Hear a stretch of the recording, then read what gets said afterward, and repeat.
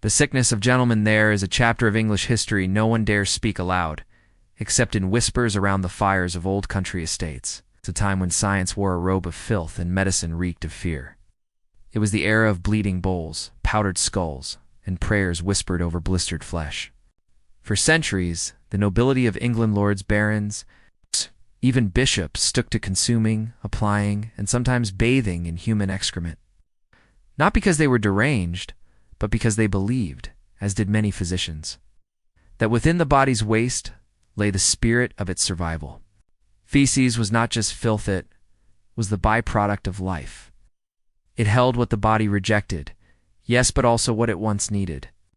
Some believed it still contained fragments of vitality, especially when it came from the young, the healthy, or the spiritually pure. Men and women too valuable to die, too desperate to question. In the winter of 1610, the Earl fell deathly ill with what we now believe was pneumonia. His lungs collapsed. No leeching helped. No prayers. No tinctures. So Wingrave turned to what he called earth tonic, the processed feces of a fasting child, boiled and strained, then mixed with clove oil. They turned to what they called night remedies. Collected before dawn, the feces of healthy children was mixed with honey, crushed opium, and sometimes saffron. The resulting paste was applied to the chest or taken with warm wine. The fresher, the better. What better cure for an imbalance within than a sample of what the body naturally expelled?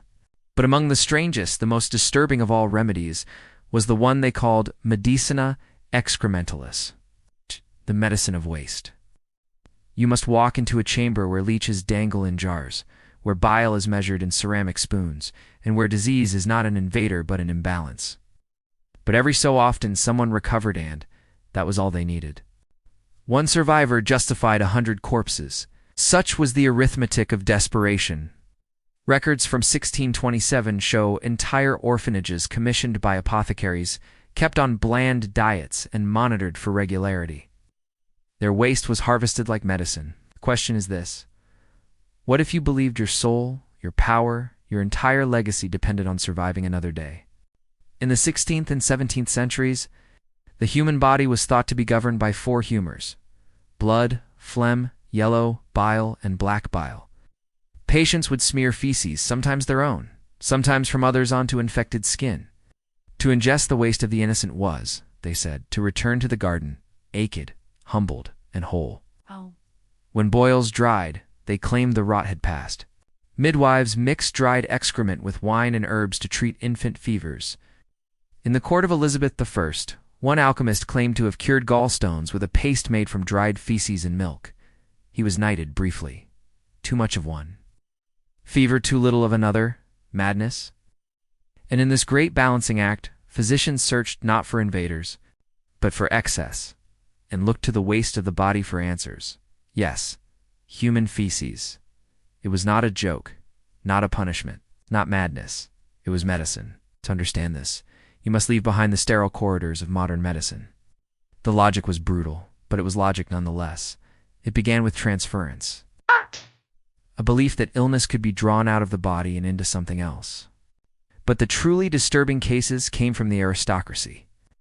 One of the earliest documented uses comes from the medical journals of Sir Ambrose Wingrave, royal physician to the Earl of Kent. The Earl survived. What followed was not silence, it was fashion. Across England, noble households began employing night soil boys. Young servants paid not for cleaning, but for producing. And the aristocrats, in secret, consumed it.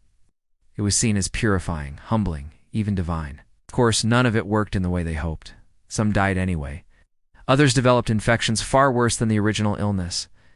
The question, then, is not why these people did something so revolting. And the only cure left was what your body had already thrown away. The doctrine of decay. They called it the doctrine of decay. It's not in public, of course. In Parliament and court salons, they still wore powdered wigs and quoted Galen. But behind closed doors, physicians and lords alike whispered that all life, high or low, was governed by waste. To master it, to recycle it, was to challenge death itself. By 1633, the use of fecal remedies among the English nobility had grown from scattered eccentricity to a silent epidemic. It no longer shocked, it fascinated. The physicians who once scoffed at such filth now studied its textures and vital auras. The Royal College of Physicians denied it in public, but published anonymous monographs in Latin, circulating among trusted hands, always. A few, desperate and devout, drank it as a form of communion, not in droves, no, that would draw notice. One here, another there, a dumb boy, a nameless girl, an orphan who no one missed. Some were paid, others taken. Their bodies were not harmed, not at first. But their waste was harvested like a crop. The poor sold it willingly in some cases, paid a copper for each offering, told it was for royal medicine, not filth, not waste, but a gift human essence refined. It became fashionable in private circles, served in golden spoons, a token of enlightenment. Some physicians called it the return of prima materia, the original substance from which all life came. One German alchemist visiting London called it God's most ironic grace. When she finally returned to court, they said she moved like a ghost, beautiful, hollow, unreachable. Her soul had been cured, yes, but not unchanged. We let it rot inside us forever. A child's shame became the foundation of a noble's recovery. One such text, De Vitalibus Putribus, spoke of mortal gold, the notion that what the body expels may still contain the divine spark, the residue of life. In estates across Yorkshire, Wiltshire, even within the shadow of Westminster itself, noble families created rooms, small, warm, candlelit chambers where servants prepared fecal concoctions like holy sacrament. Lord Cedric Holloway, once vibrant, once beloved, survived his fever with the help of the tincture, but he no longer attended services. He no longer laughed. His voice grew soft, almost reverent, when he spoke of the warmth of survival. He kept a child on staff, a quiet boy named Will, who slept in a cot beside the Earl's chamber, fed only oats and milk. Servants said the boy never spoke and never smiled. Said the Earl lived another 6 years longer than any Holloway before him. Oh, the waste of a healthy child, once a thing discarded, became priceless. It was dried, smoked, ground into powder, and stored in labeled jars beside cinnamon and valerian root. 100 examples spread like wildfire, did you hear? They whispered. The Countess of Brandsworth cured her plague boils within a week.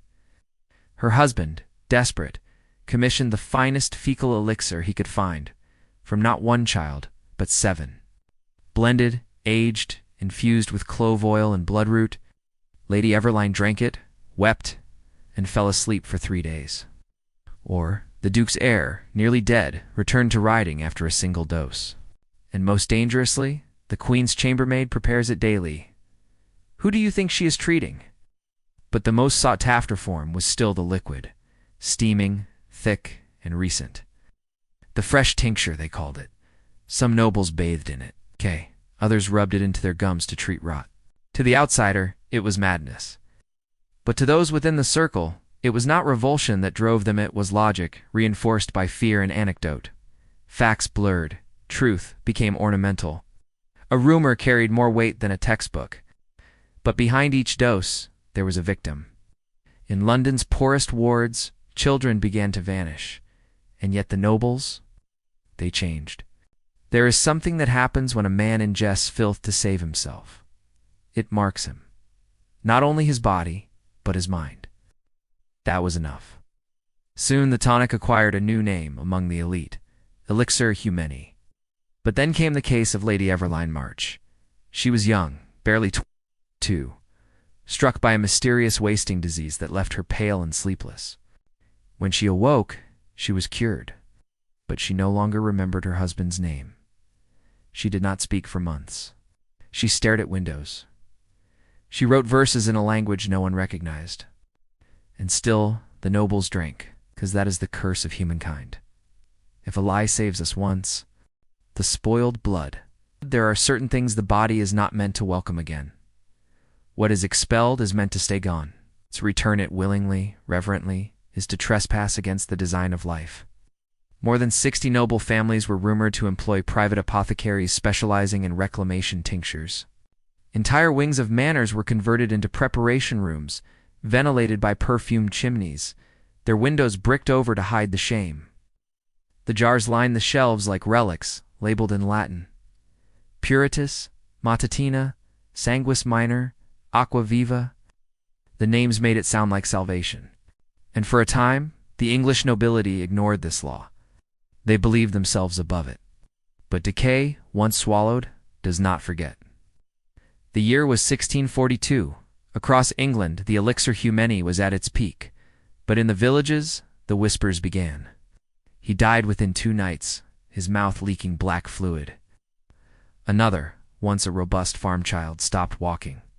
He wept for hours with no cause.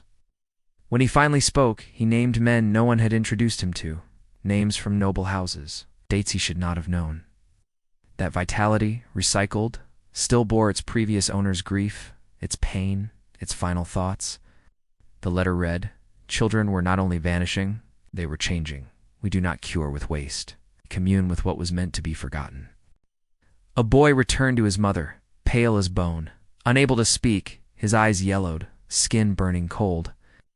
He had outlived 3 wives, 2 sons, and all of his rivals. But he was not sane. The servants heard him whisper apologies. He no longer touched food. The only thing he consumed was the elixir now made not from a child, but from his own son's chambermaid, locked in a silent room, kept clean, kept quiet, kept ready. The elixir vial beside him was empty. It was said the nobles were not only taking waste, they were taking essence. By the spring of that year, apothecaries in York and Norfolk reported a new illness, one they had no name for. Patients who had never consumed the elixir were falling ill after contact with those who had. Symptoms included delusions, rotting teeth, and the smell of sour milk emanating from the pores. The skin was cold as wax, the lips cracked but unbroken. He had died sitting upright in his velvet chair, eyes open, unblinking. His tongue had turned to stone. One physician described it as a sickness of mirrored wrath, the reflection of what we have denied within ourselves. His servants swore he had been healthy the night before. A month later, Lady Agnes Finch, whose beauty had once silenced salons, was discovered naked in her greenhouse. Surrounded by broken glass, her hands clawed to the wrist. No cause of death could be determined, and those who still used it never spoke of it again. Some said it was punishment for drinking what should not be drunk. Others claimed it was a new pestilence, born not from rats or water, but from the accumulated rot of the noble class. The nobles dismissed it. After all, they were alive. The poor always suffered more. That was the way of things. But then the deaths began. Not slow, not gentle. Lord Halversham was found in his study, face bloated, tongue protruding. Every vein in his body turned black beneath the skin. Some began to believe the elixir did not heal it borrowed, that the life it gave had to be taken from somewhere. Bartholomew Quincius, he returned. The same man who first brought the idea to Lord Holloway wrote an anonymous letter to the Royal Society, later found in the private archive of Isaac Barrow. The tincture gives, yes, but not only health. It brings back the shadow that clung to it. That letter was burned, but not before others read it. Lord Cedric Holloway, now an old man, walked the halls of his estate at night, speaking to a child that no longer lived. He believed that as long as he drank, he would never die. He was half right. When his body was found in 1647, it had not rotted. Not truly, but it had hardened. And yet, the house of Holloway was sealed. Across England, something shifted. The plague returned to London in 1665 with a fury unseen in decades. The Elixir Humani vanished from public use, but not from private. It went underground, passed hand to hand like contraband scripture. Because by now, they understood. To drink from waste is to share in a secret too old for the soul to bear. What the flesh remembers, by the time the century turned, the records had grown quiet. Not gone, but quiet. The words excremental remedy disappeared from medical texts.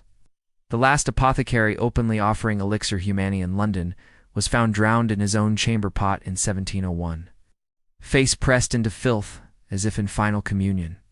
His shop was boarded, his name struck from the guild. The nobles no longer spoke of healing, they spoke of science. Newton had arrived.